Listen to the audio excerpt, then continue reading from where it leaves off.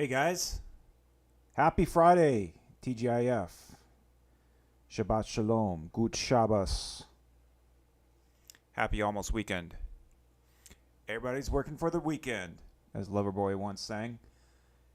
How y'all doing today? Hopefully you can hear me okay. I got the microphone up in my grill this time, as you can see. I'm going to try to keep my arms. I'm Italian, so I gesticulate, right?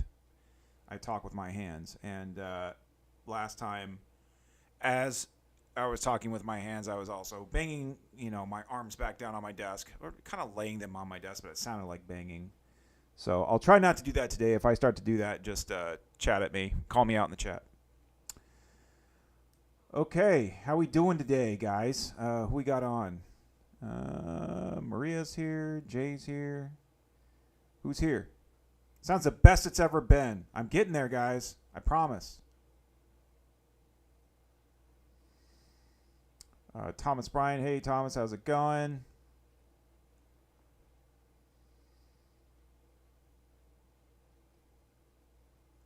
Cool. All right. Well, we'll go ahead and kick this off. As usual, I've got a little Shabbat meal to get to, so I'm going to try to go through my typical, week in summary, or I guess it's actually 2-week summary. I'm trying to do this every other Friday, if you haven't noticed. We may switch it to Saturday. Haven't decided yet. But I'm going to try to do the Wire live with you guys about once every couple of weeks, only because at this point, just there's stuff happening like literally every day that we like to talk about on X. And so these live streams are just a good way to kind of tie the bow on the last couple of weeks and summarize everything together and take some questions and hang out with y'all for a bit. I really enjoy having some interaction with you. I don't get to do that very often. So what's up, Susie in Cleveland? What's up, Victoria in Michigan? I think you are somewhere, Wisconsin, somewhere up there in the towards the Great White North. What's up, Michelle from Michigan? What's up at his feet? Brother Rudy, my brother from another mother. How you doing? Hi, Amanda from Maryland. Hey, ready now? How you doing? Welcome to the Wire. Hi. High fives all around. Oh, Terry from Nova Scotia. How about that? How you doing? Glad to have you. Okay, Chris in Annapolis. Hey, Chris. All right, guys. Go ahead and kick it off. Oh, there she is. Was wondering when our favorite Canadian would show up here. Not our favorite. We have lots of favorite Canadians. All the Canadians are our favorites. They're so nice and apologize for everything and have pretty good coffee. I've had Tim's coffee. It's pretty good coffee, guys. I have a Tim's. One of my friends, a couple that are out on the field in the Middle East, are from Canada. So shout out to them if they're hanging out with us today. And they gave me a Tim Hortons mug, coffee mug, and that was one of my prized possessions until I lost it, because I am unfortunately notorious for leaving mugs laying around and losing them. And I drink a lot of coffee. Hey, what's up, Sally from Kentucky? What's up from the sticks? Well, I hope you guys are doing well. I'm hot. It's hot here, guys. I'm in Northern California. It's over 100 degrees today. It's been a rough week with weather across this country. Several flash floods, deadly flooding in we got Texas. I saw North Carolina yesterday and Arizona. So let's be in prayer for those communities.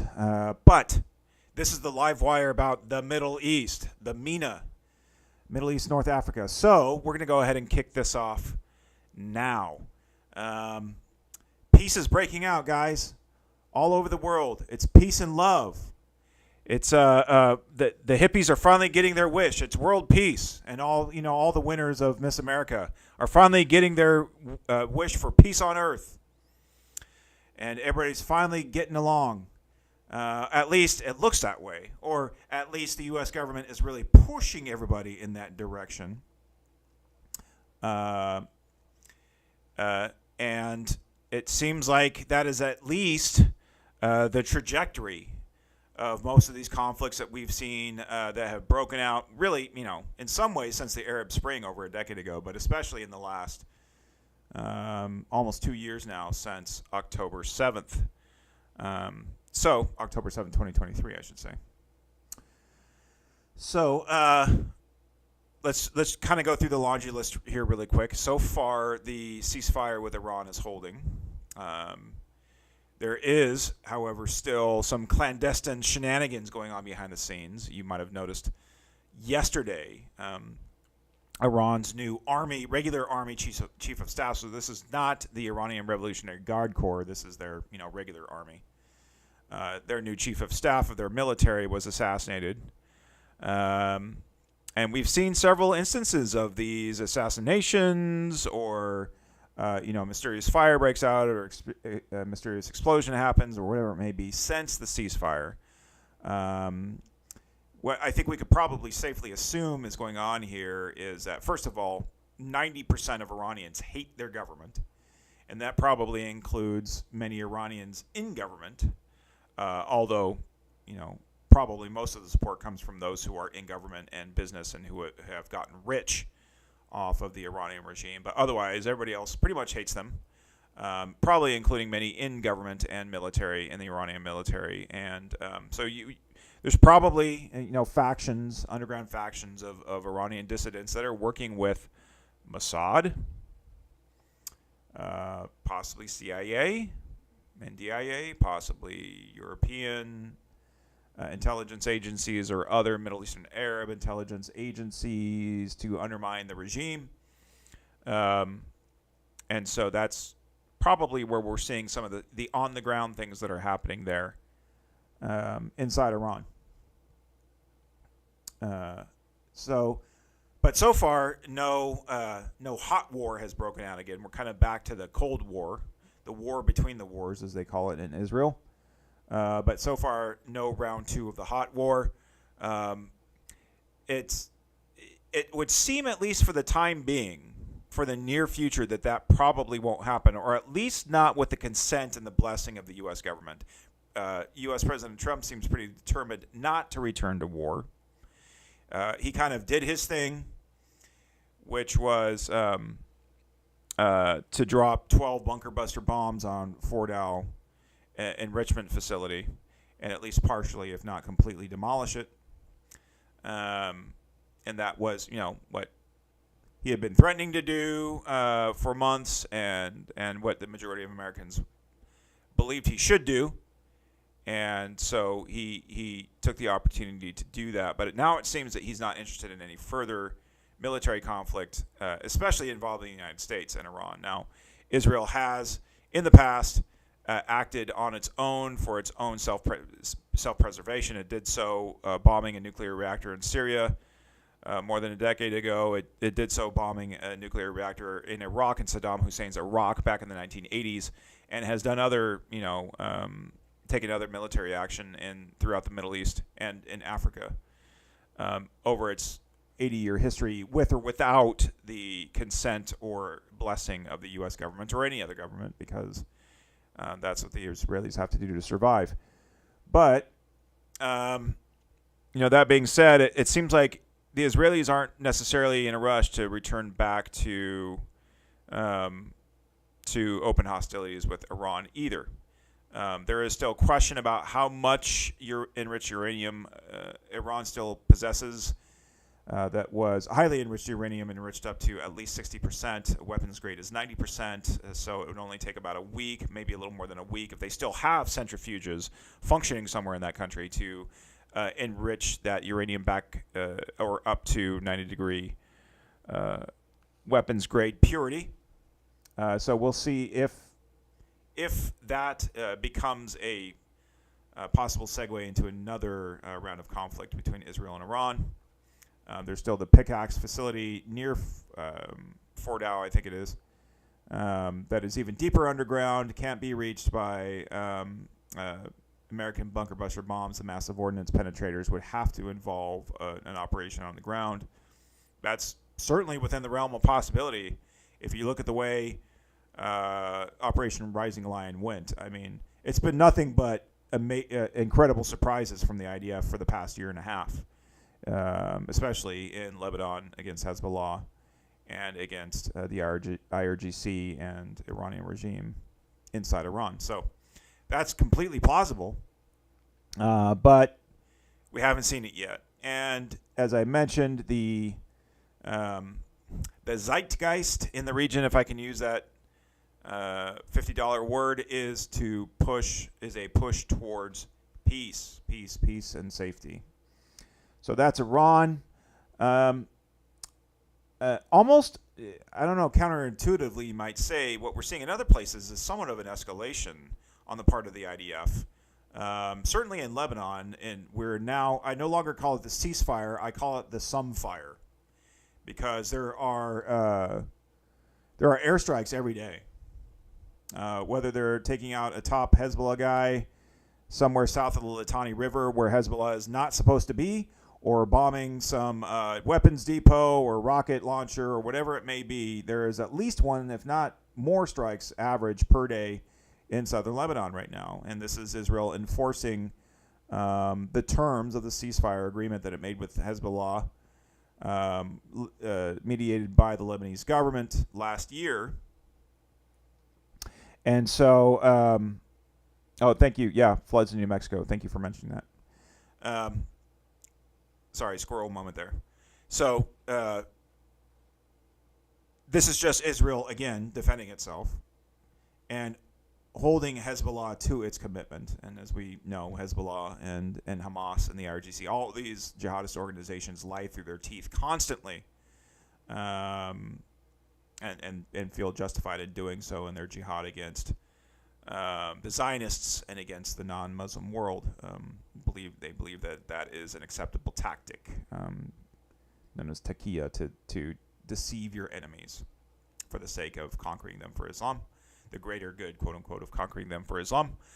So that's what they do, and so Israel is keeping them honest, as you might say. And anytime Hezbollah, I don't know about every little operative, but definitely commanders, any weapons depot, I don't know about every little Kalashnikov, but if there's weapons depots or rocket launchers or anything like that that is discovered south of the Litani River, it is blowed up in an Israeli airstrike. And it's been about one a day. So that is the some fire, as I call it right now. Also, things are ramping up a little bit in Gaza. There's been a push to finish what Prime Minister Bibi Netanyahu said he was going to do at the outset of the second phase of the Gaza war since October 7th, which is to bring about 75% of the Strip under military control. And that is, this time, not just to go in and raid sites and withdraw, raid and withdraw, raid and withdraw, almost as Vietnam-style search and destroy, find and kill and leave, but to clear and hold territory. And then in that process, and this is classic counterinsurgency doctrine going all the way back to the 1960s, you clear, you hold territory, and then you do what you can to win, the buzzword being hearts and minds of the people there. That has actually been somewhat successful, especially in southern Gaza around Rafah, as Western, especially American aid nonprofit organizations, such as the Gaza, I think it's the Gaza Relief Foundation is what it's called, Gaza Humanitarian Foundation, has been distributing aid directly to needy Gazans and bypassing this whole United Nations trucks get hijacked by Hamas, and then Hamas turns around and sells the goods, food and other necessities at local markets for jacked up prices like there's some kind of mafia. And doing this, cutting out the Hamas and United Nations middlemen, has created a direct way for Western aid organizations to feed needy Gazans directly, and has been a huge success. Millions of meals, tens of millions of meals have been distributed now. dozens of videos on social media of Gazans openly thanking the United States of America. I mean, they're not going to openly thank Israel. They might behind closed doors, but openly thanking America for feeding them. That's a pretty big win when it comes to hearts and minds. And so, of course, this threatens Hamas in the little bit of territory they still control, which obviously they're infiltrated into the humanitarian zones, the 20% of the Gaza Strip near the coast in central Gaza, which is humanitarian zone, and also the so-called refugee camps, really their cities in central Gaza, probably where most of the remaining 50 hostages, 20 of which are believed to be alive, are being kept. Hamas is kind of holding out and seeing if they can kind of leverage, again, the hostages to work out a deal where they still keep some kind of nominal control of Gaza. The negotiations going on right now, brokered by Qatar, are that there would be another 60-day ceasefire with a certain number, like I think at least half of the living hostages, 10 of the 20 released, and somewhere around a third to half of the bodies of dead hostages released over the course of 60 days. But Bibi Netanyahu says this time it would be, we'd need to be moving towards what he would consider to be a permanent ceasefire. And so far, Israel's demands for that have been that Hamas leaves Gaza. They can leave and go to some other country, friendly country to Hamas. Could be Algeria or who knows, Syria maybe. But they would have to leave. Probably it wouldn't be a bordering country. I'm sure Israel would. It would have to be Algeria or some country that doesn't share a border with Israel. So finding a country that would take Hamas is a big deal. First of all, because most Arab countries don't want them. But second of all, negotiating that out and Hamas agreeing to that is the big deal. Hamas would have to agree to surrender and go into exile. They could stay alive, but they would not control Gaza. That is Bibi's proposition for the negotiations, for the long-term, ceasefire, end of the war. And then there would be some kind of conglomerate of Arab nations, maybe Saudi Arabia, UAE, Oman. Who knows? Egypt probably would be in the mix there. That would take over security in Gaza, probably share it with the IDF temporarily. There'd be some kind of handoff process. And then the latest that is being discussed now in these diplomatic talks is some kind of rejuvenated Palestinian Authority that would probably involve the resignation of President Mahmoud Abbas and some of the other leaders stepping down in the PA. It would involve the reform of some of the PA's practices, the pay for slay thing, paying out the families of terrorists after they blow themselves up and kill Israeli civilians, and things like that would need to stop.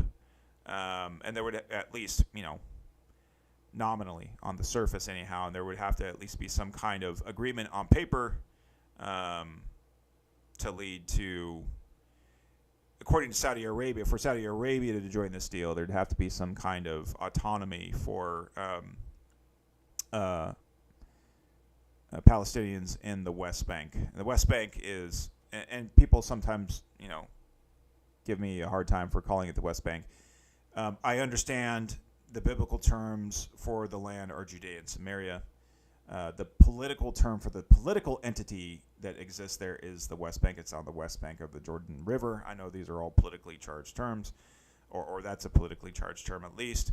I just use it to delineate the political territory, the entity of the Palestinian territories from Israel proper. Judea and Samaria are actually all of southern and central Israel, not just what is in the West Bank. So, but is, more properly the Judean hills around Jerusalem and the Samaritan Hills, the central hill country there, kind of towards the border of Jordan, is really the biblical heartland. So it makes sense to call it Judea and Samaria as well. So anyway, the deal would be to give Palestinians a little bit more autonomy in the West Bank. And how that would work out, we don't know yet, but those are the talks right now. So, driving a lot of this, almost in a strong-arm way, driving President Trump's peace initiative is U.S. Ambassador to Turkey, Tom Barrack. Tom Barrack, as I mentioned, is the U.S. ambassador to Turkey, but he has also become kind of the envoy for negotiations between different parties in the Syrian conflict, and also has even kind of forayed into Lebanon as of today, made a comment about Lebanon, and has become sort of a peace envoy for the northern region of the Middle East anyhow. In tandem along with Steve Witkoff. But Steve Witkoff is not, he's just an envoy at large, or ambassador at large for peace negotiations. Barrack has made some interesting comments in the past week or so that really, I think, kind of belie his leanings, loyalties, in negotiations between the central government in Damascus, the central Syrian regime in Damascus, and the Syrian Democratic Forces, Kurdish-led, in the northeastern part of Syria. Barrack kind of brokered talks between them this week, and made some public comments that were very kind of derogatory towards the Turks, saying, towards the Kurds, not the Turks, stating, autonomy, these sort of autonomous regions don't really work. I just look at Iraq, dude. Like, I don't know why you would say that. It works fine as long as everybody respects it. And that's usually the problem is the government in Baghdad or Turkey or Iran hasn't respected Iraqi Kurdistan. Otherwise, autonomy has worked great there for the Kurds. But he made comments like, autonomy doesn't really work. There needs to be integration. So Rojava, or the administration of North and East Kurdistan, or North and East to Syria, Syrian Kurdistan, you can also call it, one of the little enclaves of true democracy and true religious and gender equality in the Middle East, is now being told they need to integrate with the kinder, gentler version of Al-Qaeda in Damascus. And so Muslim Abdi, the commander of the SDF, met, and there was this kind of parlance, this back and forth with Abu Muhammad al-Jilani, or al-Shara, whichever you like to call him. And Abdi held the line. He said, we will not surrender any territory. We will not surrender control of the ISIS camps to the HTS regime. We will not lay down our arms. We will not integrate into the central government until there is an actual democratic solution in place in Syria. That means there needs to be a constitution ratified, and democratic, free and fair elections, and a democratically elected government in Syria before the AANES and the SDF would consider integration into the central government, which I think is very wise. They've looked back now on the past decade of how Kurds have been treated in Syria by the Assad regime, by Turkey, at certain points, unfortunately, even by the Trump administration, going back to 2019, and Operation, was it Operation Olive Branch? I get the names mixed up. It was either Operation Olive Branch, or there was another one where Trump basically pulled back U.S. forces and allowed for a limited incursion of Turkish-sponsored jihadis in northeast Syria that led to ethnic cleansing and the displacement of hundreds of thousands of Kurds. So they're not doing that again, and they're at least not willingly handing over their sovereignty yet, until there's some kind of true democratic solution, which I don't know that we'll actually ever see that in Syria at this point. I think al-Shara is now the strongman in Syria and intends to remain that way by hook or crook. So, and he's learned from man who could be considered his mentor, Recep Tayyip Erdogan, who was democratically elected in Turkey, but who has managed to, one way or the other, win every election since 2002 as either prime minister or president of Turkey. Hi, Emily. Welcome to the chat. Emily has entered the chat. You missed a lot. Sorry, you'll have to go back. So that is Syria. But interesting comments also from Al-Shara this week, and I posted this on The Wire. I found this quote to be very interesting, made by Al-Shara. And there's been lots of rumors, although it's been publicly denied, there's been lots of rumors of back-channel negotiations between Syria and the Jewish state, the state of Israel.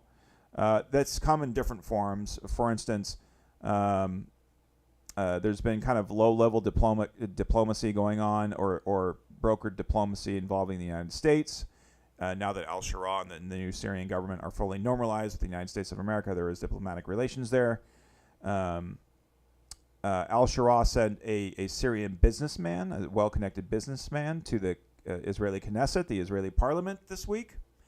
So all these, these kinds of things start to pop out, and they'll say, "Oh no, we're not that close." But there are things going on behind the scenes, discussions going on, including involving the Golan Heights and any deal between Syria and the state of Israel. It's reported that Al-Shara is demanding that at least that not only Israel return, the IDF return to what's called the Purple Line, that is the demilitarized zone between the Israeli and Syrian sides of the Golan Heights. Right now, Israel occupies even more than 2/3 of the Golan Heights right now, but they would have to pull back to the Purple Line, which is at about 2/3 across the Golan Heights towards Syria.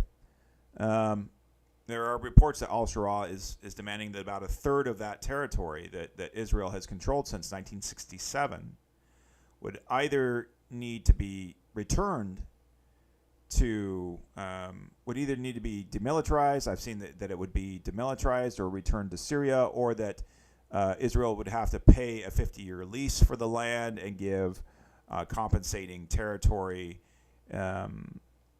towards the Lebanese border, the tri-state border there between Lebanon, Syria, and Israel.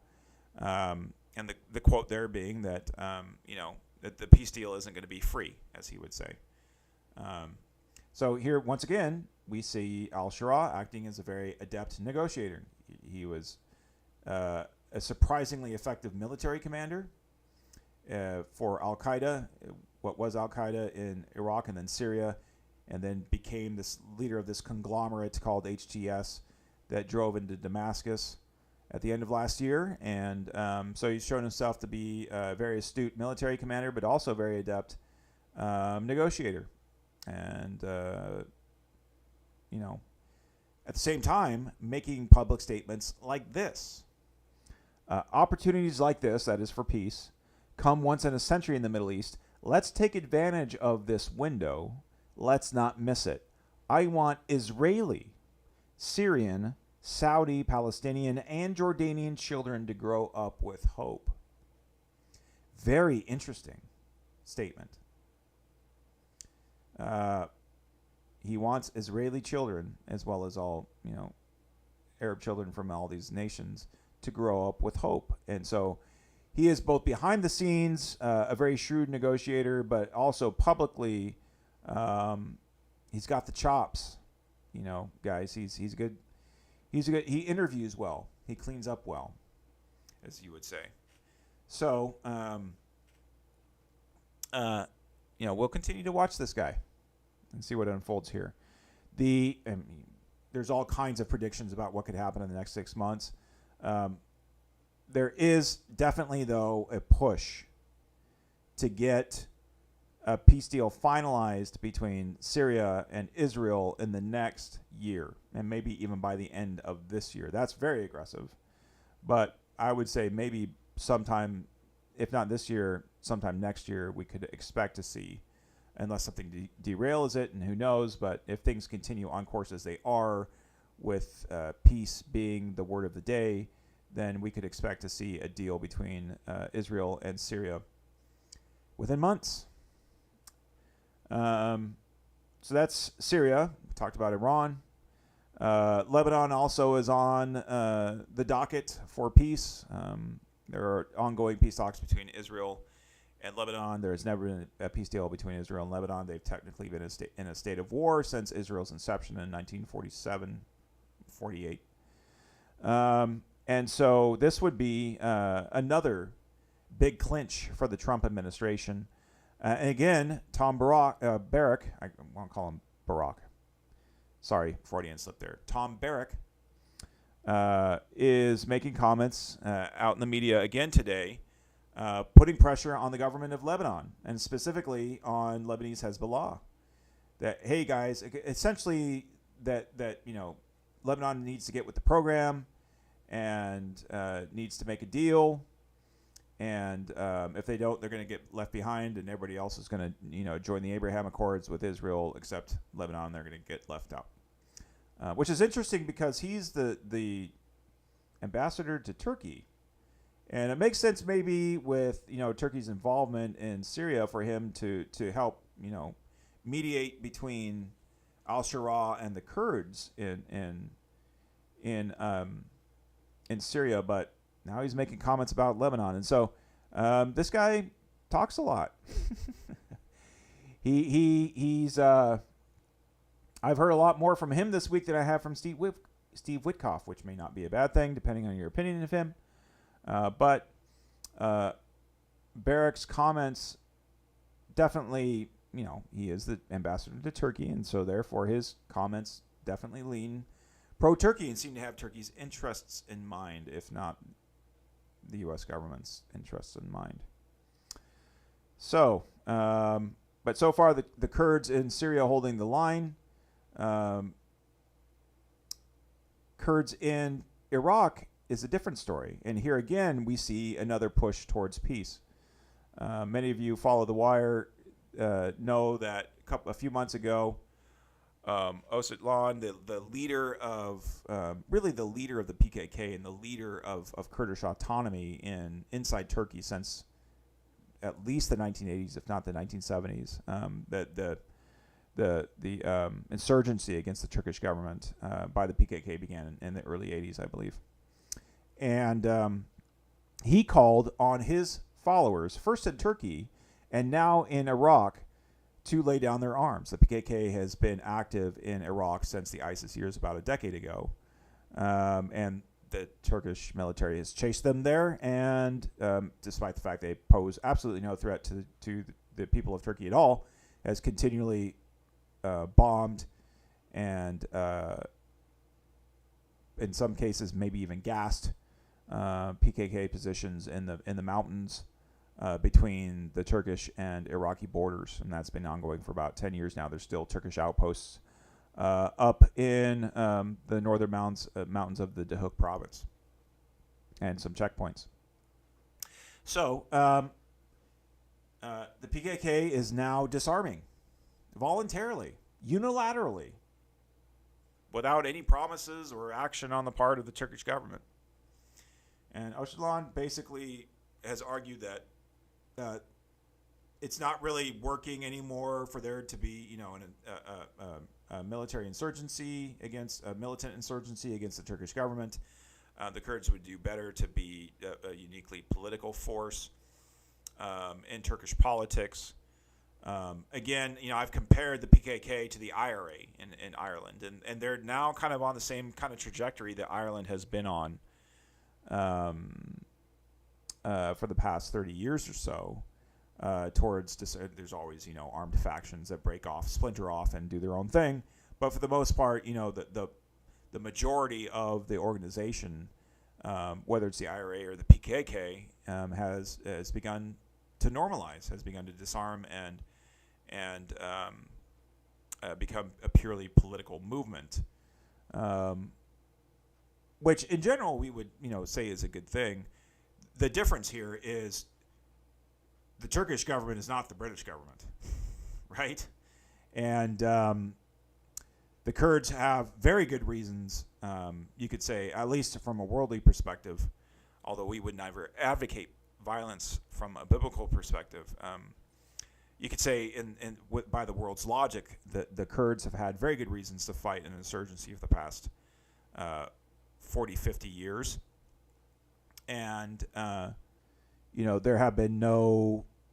there hasn't been any reciprocating movement by the Turkish government anyway, either. There's literally thousands of Kurdish people in Turkish prisons to this day as political prisoners simply for being Kurdish, for speaking Kurdish, for making Kurdish media, for being a successful Kurdish politician that committed the crime of getting elected mayor of their town, and then being removed from office and imprisoned for quote unquote terrorism, so some stooge from Erdogan's party can get installed in their place. That's been ongoing now for at least since 2015, and so for about a decade now.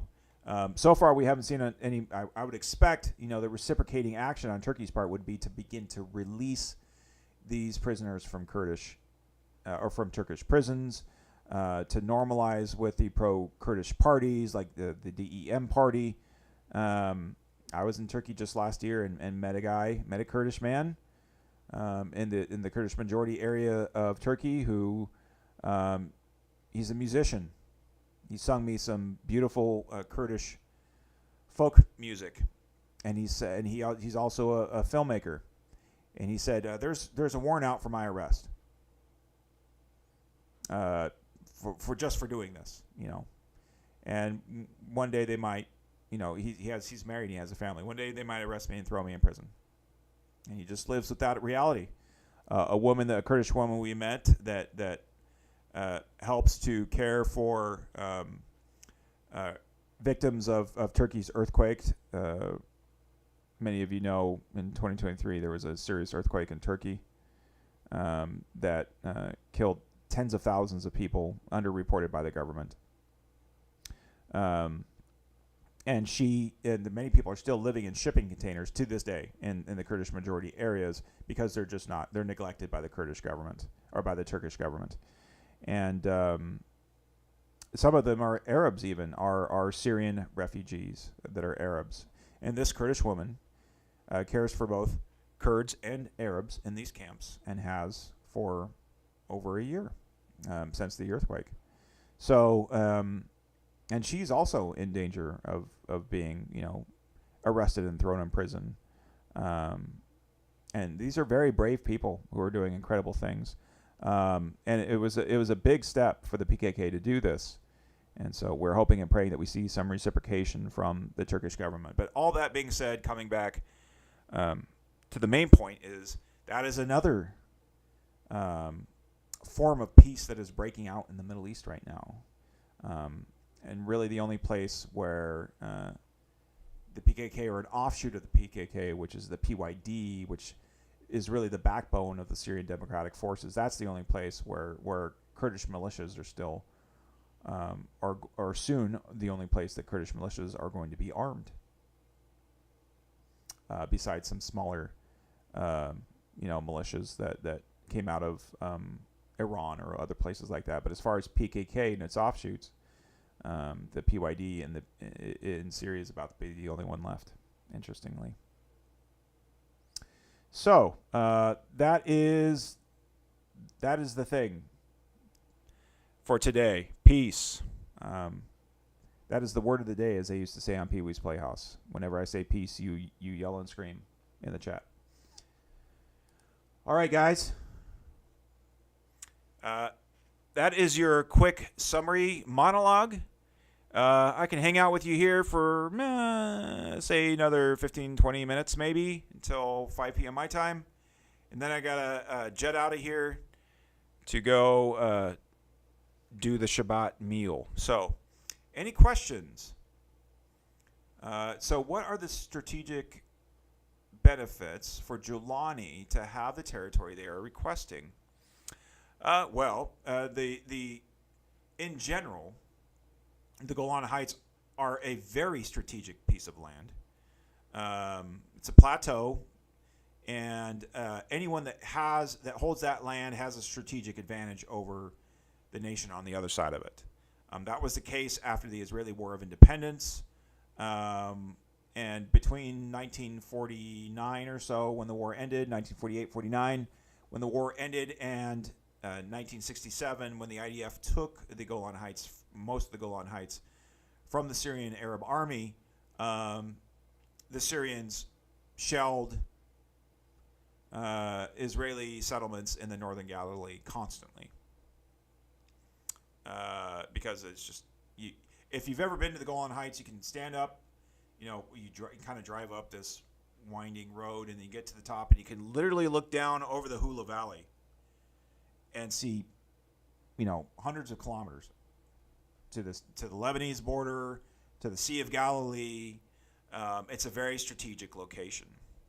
And so, of course, Giuliani would love to get it back. That's probably not realistic. He's probably looking more for, negotiating leverage. It would look weak for him to sign a deal with Israel and not address the Golan somehow.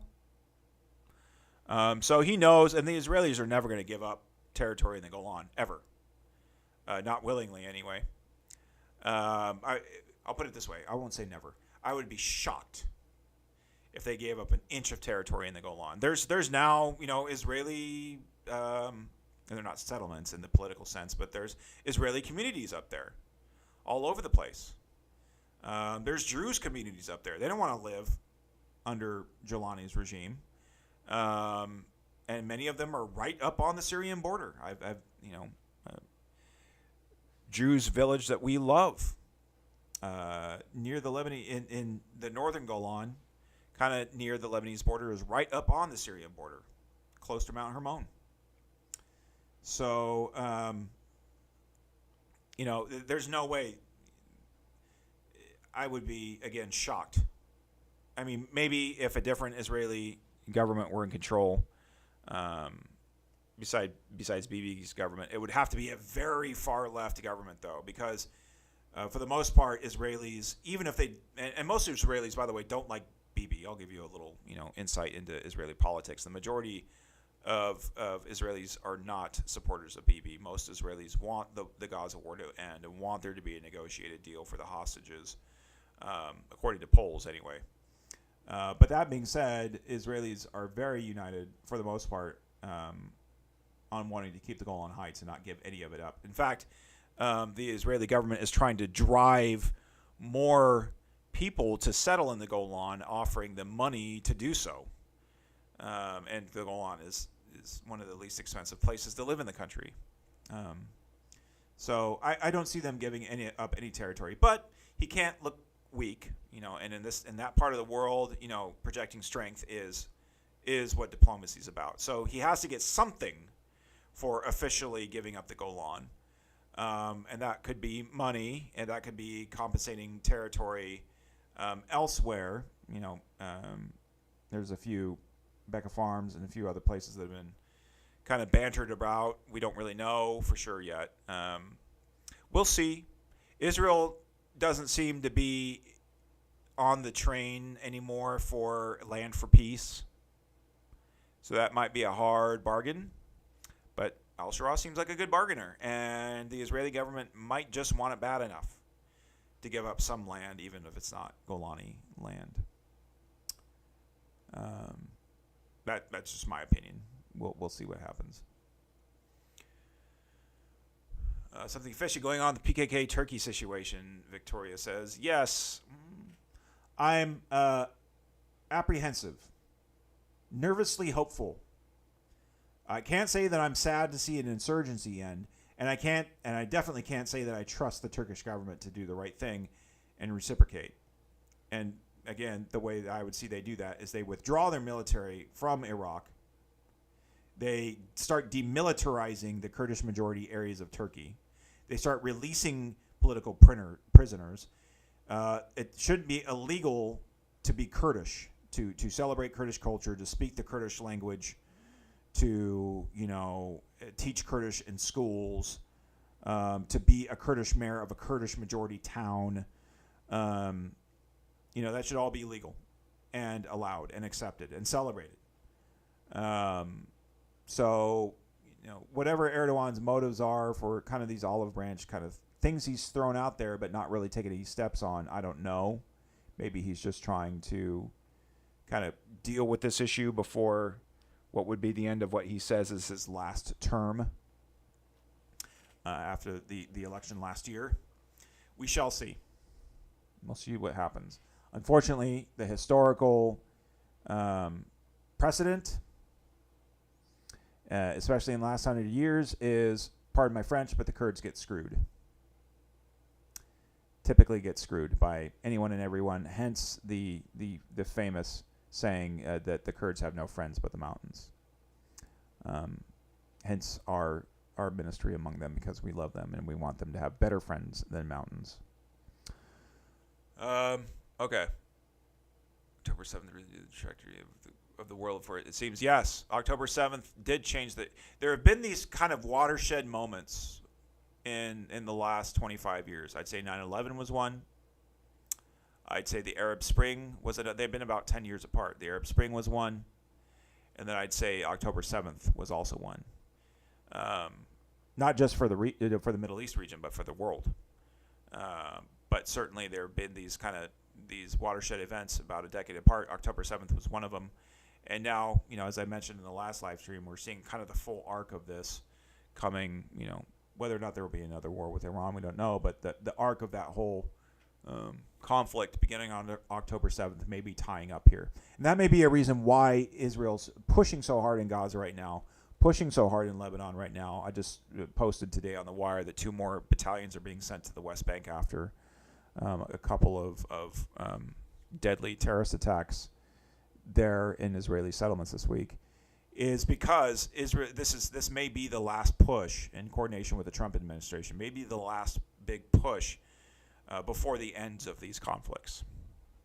And Israel trying to put itself in a good negotiating position and a good defensive position for what may be at least projected as or advertised as a lasting peace with Lebanon, with Gaza. And then the other countries, again, that are in the mix, we talked about this last time, are Saudi Arabia, Oman, Lebanon, Syria, potentially Kuwait. That nation hasn't been named yet.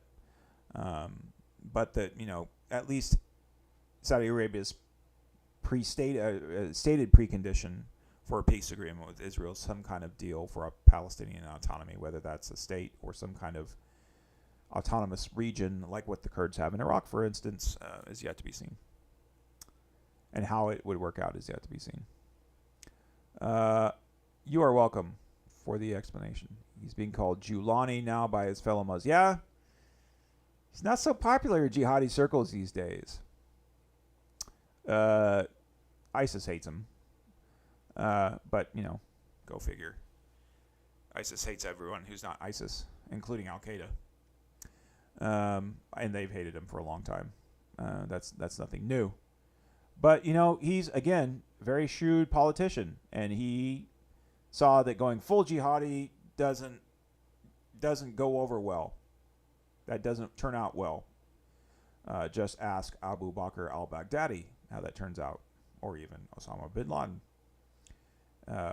So, he's taken the tack of, hey, I'm going to be the more moderate, kinder, gentler jihadi who can be a legitimate political leader, a legitimate leader of a government, and kind of just, it's interesting how he's kind of like integrated all of these different foreign jihadi groups. There's Chechens in Syria, there's Uyghurs in Syria that have been there. I mean, these groups have fought the jihad against the Assad regime in Syria for over a decade, and now they're being integrated into the Syrian Arab army, interestingly. So, how is Turkey, from Victoria, how is Turkey taking advantage of the situation after Iran and its proxies have been set back on their heels a bit, and do you think they will end up with the F-35s? Absolutely, Turkey's taking advantage of this. I mean, first and foremost, the biggest win for Turkey was al-Shara's victory in Syria. And now they have a friend, and I don't know if you call him a lackey, but you could say, a satellite state, so to speak, in Syria that gives them a direct line between the Turkish border and the Golan Heights. So how have they been taking advantage of this? Well, so far it's been a diplomatic push. And again, this is in coordination with the U.S. government and Mr. Barrack. Most of it has been, we haven't seen a whole lot from Turkey since October 7th in terms of military, big military operations outside of Turkey, like say for instance in Syria or Iraq. That has been threatened several times, and I think the Biden administration and now the Trump administration have said don't do it, like, not giving them the green light for that, thankfully. But that's not to say that there isn't some pretty intense diplomatic, you could say aggressive diplomacy going on behind the scenes. And yes, Turkey absolutely wants F-35s. They've wanted them for a long time. They also want advanced air defense and advanced missile systems. And they're not going to do that if they go rogue and push further into Syria or into Iraq. And they're not going to do that if they break off relations altogether with Israel, although they have, there is a large, there's a lot of diplomatic controls or economic controls on Israel right now in Turkey, but they haven't so far removed their ambassador and cut off diplomatic relations altogether. And I think that's partly because they want to leave it out there for there to be some kind of deal with the United States for F-35s, for more advanced military hardware from other countries, while they play both sides of the fence. They host Hamas, they host the Muslim Brotherhood. They are Muslim Brotherhood. The AK party in Turkey is Muslim Brotherhood, but they also present themselves as Western friendly, EU friendly, chummy with the United States, with the Trump administration. And again, Erdogan's an adept politician. He's been able to stay in power for almost 25 years now. So yes, I think there will be a push to get F-35s. Will they get it? I don't know. I would imagine that that would be possibly the trade-off for some kind of concession on Turkey's part, possibly in Syria. Deconfliction in Syria, maybe withdrawing from Syria altogether, and from Iraq or who knows what. Standing here in the sticks, knowing there are believers all over the world who believe the same way I do. You are very welcome, Trina. Do we know any more about what is going on inside Iran as far as the underground church is concerned? Asked Michelle Hill. Excellent question. I don't know a lot at this point. I know that the underground church in Iran has some creative means of communication to be able to get their stories out to different organizations who represent them here stateside. I haven't seen anything in regards to growth or further persecution. There has absolutely been a crackdown inside Iran, especially against Kurds. And we've posted several stories from Haganah, humanitarian organization, on X recently.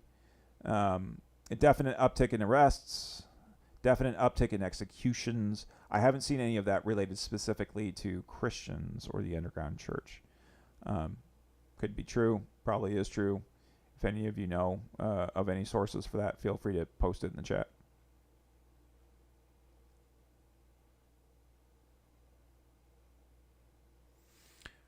All right, guys. See if I missed any questions here.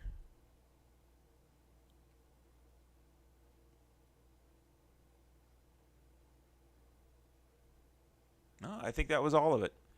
Okay. All right, guys. Unless there's anything else. Oh, one more. Do you agree with Mark Davidson's interpretation of Daniel regarding Iran? Not really. Joel had a great video a while back. Joel Richardson had a great video a while back on that topic. I'm somewhat non-committal on that. I'm open to it, but I don't. When I again, and Joel went over this in detail on his video on Daniel 8. I don't know that the language of Daniel 8 necessarily allows for it. And I definitely would say it's not something we should be watching for. Like, we shouldn't be watching for the Iranian military to break out across the border of Iran, and then for the Turkish military to counterattack. I don't see that. Doesn't mean it couldn't happen. Doesn't mean that's not a valid interpretation. It could happen anyway, even if it's not a valid interpretation of Daniel 8. Not everything that happens has to necessarily fit into some prophetic narrative or a particular passage. It could just happen anyway, But I don't see Iran doing anything like a ground invasion. I mean, first of all, their regular military is fairly weak. They don't have an air force to back it up. They don't have a navy to back it up. There's no way they're getting anywhere near Israel on the ground, or by sea, or really in the air with their F-14 Tomcats, 50-year-old fighter technology. As we saw in the latest conflict, their only real card to play is their ballistic missile stockpile. They have a limited number of those. Their air defenses are completely gone. And also I could say their ace in the hole is their nuclear program. And as they have now learned, and the world has learned, those things do not win wars. Maybe if they had a way to launch a nuke at Israel, but they don't, because Israel stopped them from getting a nuclear warhead mounted on a ballistic missile. So without that, they're somewhat of a paper tiger, and launching missiles, even medium or long-range ballistic missiles, even hypersonic missiles, at a country that has good air defense umbrella is not a way to win a war. So I don't really see Iran doing anything large-scale military operations anytime soon. They are going to be licking their wounds for a while if the regime doesn't eventually collapse. So coming across the earth without touching the ground isn't necessarily what just happened when we bombed around. Yeah, look, it's if you want to see it, you'll see it. I'll put it that way. And that, I think, is a reference, by the way, to the goat, the shaggy goat that crosses the land without touching the ground. And historically speaking, so there's if there's an eschatological application for that portion of Daniel 8, we know the historical application is in regards to Alexander the Great and the Hellenistic Empire that expanded across the known world within a decade. So at least historically, the near term, you could say partial fulfillment, whatever you want to call it, with Alexander the Great. I mean, conquering the Middle East in 10 years was like unheard of in the ancient world, or in the medieval world either. Really, we've only seen that kind of warfare in modern times, since Napoleon, really. So, conquering the entire region of the Middle East and North Africa, parts of North Africa in 10 years is at least the near-term fulfillment of the shaggy goat crossing the region without touching the ground. Now, if this passage has a eschatological fulfillment, I would expect it to look something like that, like another military invasion, like a war, not just ballistic missiles crossing over from Iran to Israel. I could be wrong. I don't know. I'm not going to be dogmatic about it. But I think that might be a case of people seeing what they want to see. And we have to, this is something we all, myself included, have to be careful about, is as we are getting closer to what I think is probably going to be something like the covenant with many from Daniel 9:27. We have to be careful not to jump off the blocks too soon, so to speak. Like a sprinter. Like, oh, we know where to look and we know what to look for, and we got these passages down pat, and we want to be the wise ones. We want to be the Maskilim, so we're lining up on the blocks. And as soon as we see something, we're jumping off. We got to be. There needs to be a little bit of wisdom here and discernment, and not immediately assigning everything some kind of prophetic significance and not jumping the gun. Because that's unfortunately what gets the prophecy community in trouble historically. Is saying this is that, and it, well, up until now, hasn't been the case. And there's already enough of the evangelical dispensational world, pre-trib world, doing that all over the place on social media. Get ready for the rapture any minute. Be rapture ready. We need to be careful not to. We need to have better discernment and better judgment, and less likelihood, I guess you could say, of error than that. We don't want to be lumped in with that group, and so I think it being wise and slow and careful. And as I said last time, guys, we don't even know 100% what this covenant with many is going to look like. We don't know for sure who this man is. I'm not even saying who that man, the man of sin, probably is yet at this point. I'm saying there's candidates, maybe one good candidate, but I don't know. He can get assassinated tomorrow, for all I know. We have no idea. So all we can do at this point is look at things and say, this looks like it might turn into this, and then just watch. And we don't even know for sure 100% if when that covenant with many is signed. I think it will probably be some kind of agreement, and probably a public. I don't think it'll be a secret agreement. I think it'll probably be a public agreement. Will it be stipulated specifically, explicitly for 7 years? I don't know. The language of the verse would tend to say, I would tend to say yes. But again, I don't want to be super dogmatic about this stuff and paint myself into a corner here. And so we shall see. I think what we can see is that we're getting close. That was the point, when Jesus, in the Gospel of Matthew, talks about recognizing the sky. When the sky is red, the storm's coming. When you see the leaves pop out on the fig tree, the fruit is coming soon. The whole point of that is when you can recognize when you're in the season. And I think it's at least safe to say at this point we're in the season. How close we are to these events, what the timeline is, I don't know. But we're in the season. We're in the season of peace. The age of Aquarius, as the hippies used to say. So we're getting there. And it's probably close, probably my lifetime, if not in the next few months or years or whatever. But wait and watch. Wait, pray, and watch. Like they say, live, laugh, love. Wait, pray, watch. I'm going to have that painted in some kind of artistic script on my wall in my living room. I don't think my wife would appreciate that. All right, guys. I think that'll do it for me. We're a little bit past my deadline, so hopefully this has been an edifying and encouraging time for you. It always is for me, at least. I hope it is for you. But I'm doing all the talking here, not much listening, so hopefully for you on the other end, it has been edifying as well.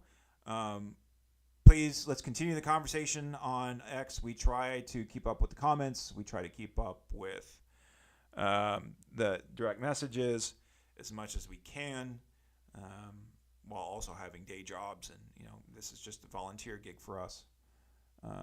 So I love you all. And once again, Shabbat Shalom. Have a great evening together. Have a nice meal, nice glass of wine if you partake, or a glass of grape juice, or whatever you do. And we will catch you in a couple weeks, Lord willing. God bless. Love you all. Maranatha.